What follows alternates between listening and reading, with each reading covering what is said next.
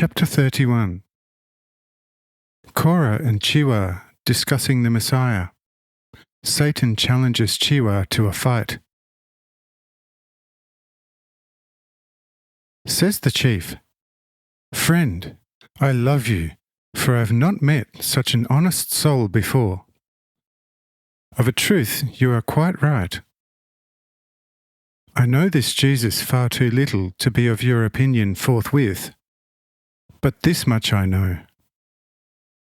Unless this promise is not entirely a hollow nut, not having been verified throughout history since David, at least terrestrially, because the Romans currently still are greater authorities to David's eternal kingdom than was the 40 years Babylonian captivity, then I am quite inclined to agree with you.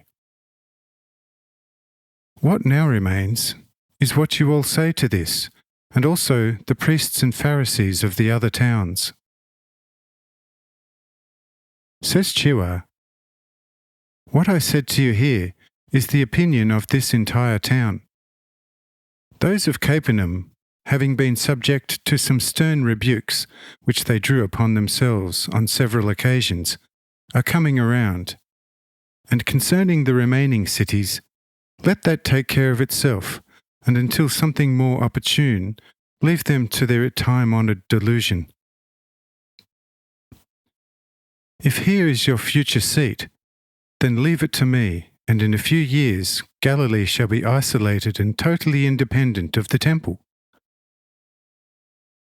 Galilee, in any case, can already in the temple, is the last parchment page. What will it matter if we tear out even this last page? The Romans and Greeks are on our side, and that firmly, as well as a little of the almighty, living grace of God, and it shall be mightily hard for the temple to get at us." Says Korah the chief, "I agree with you in everything, and am still more convinced than before that you are right. But we need to keep in mind that the Archangel Michael, the mightiest of all the celestial spirits, had, with all his strength and might, had to contend 3 days and nights for Moses' body. If Satan, therefore, were to take it up with us, how should we withstand him?" Says Chiwa, "Not just one, but I'll take it up with 1,000 Satans myself, although I am no Michael for a long while yet. One has only to have courage and block the scoundrel off in all ways. Then he won't get anywhere, even with his hell full of devils. But once shown the soft belly where he can tack on with ease, then the fight could get 100 times harder. But as truly as God has created me, I shall not build Satan a temple on account of that, nor scatter him incense in order to back off me. Let him come if he should lust to take it up with Chiwa, and you shall be witness that I shall dispose of him in less than 3 days." Says the chief, "You wager much as a fly to take it up with the lion, and even to actually provoke him into combat, whereas you should rather be constantly asking God to everlastingly protect you against Satan's harassment." Says Chiwa, "Friend, I nevertheless know one name, and that one suffices for legions of Satans and devils. Where might he be if he has the courage to fight me? It is not to be denied that the fly is indeed a barest nothing against a lion.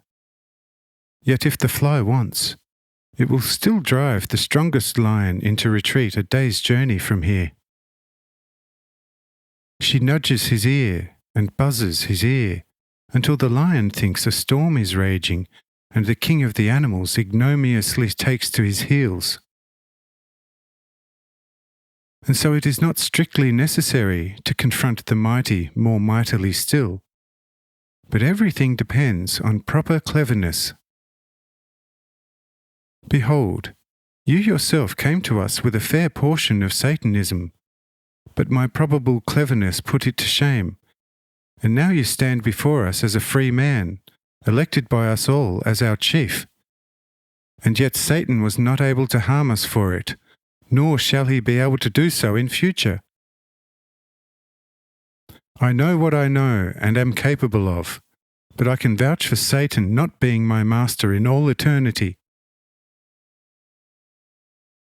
Says Cora, "Friend, don't speak too soundly, for the wicked one is supposed to have his eyes and ears everywhere. Of course, with the help of Jehovah and your Messiah, still too little known to myself, he shall have nothing on us. Yet we don't want to challenge him. May God guard us against any whatsoever visit of his." Says Chiwa, "Certainly. I am not desirous of such combat yet, nor fear it in the least either." Following Chiwa's words, a boisterous, massive giant suddenly entered the room, approaching Chiwa with furious mockery, his thunderous voice shaking the pillars. "Are you that fly that's going to make the storm rage in the lion's ears?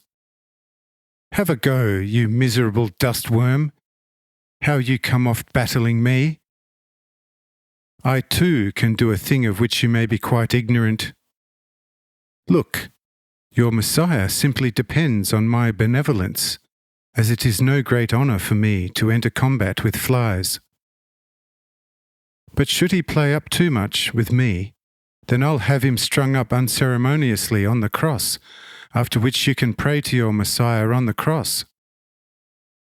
What shall you do if I summarily shred you up to dust forthwith?" Here Chiwa rises quite softly from his seat, menacing the giant Satan as follows. "Just as you miserable one came in, just so see to it you get out. With the resolution never to tread this holy place again, or may Jesus the Lord judge you." At the mention of the name Jesus, the giant at once moved back a few paces, threatening with glowing fury that the despised name be never mentioned eternally. But Chiwa says, "I surely had to produce a buzz in your ear, so that you would see how a lion flees before a buzzing fly." Then starting again, "Jesus, Son of Most High, judge and punish you. Jesus, Son of the Most High, drive you out of here forever. Jesus, Son of the Most High, afflict you for your countless abominations." But Satan did not wait for this last, departing in a thunderous wail. After which, Chiwa says to Cora, who was trembling in fear like aspen leaves, "Did you see now how one can put the lion on the retreat? Why didn't he grind me to dust forthwith? Behold, it's his impotence. Let him just come again when he is itching to, and I guarantee you that in the value of my Jesus, he will get out of here faster a second time than he did this first time." Says the chief, "Listen, friend, I admire your inexplicable courage beyond measure, and, by all the patriarchs, I now feel myself fully transferred into their marvellous times. But let it be nevertheless told you never to challenge Satan to combat again, for he is endlessly inventive and is supposed to take on every form, even that of an angel of light.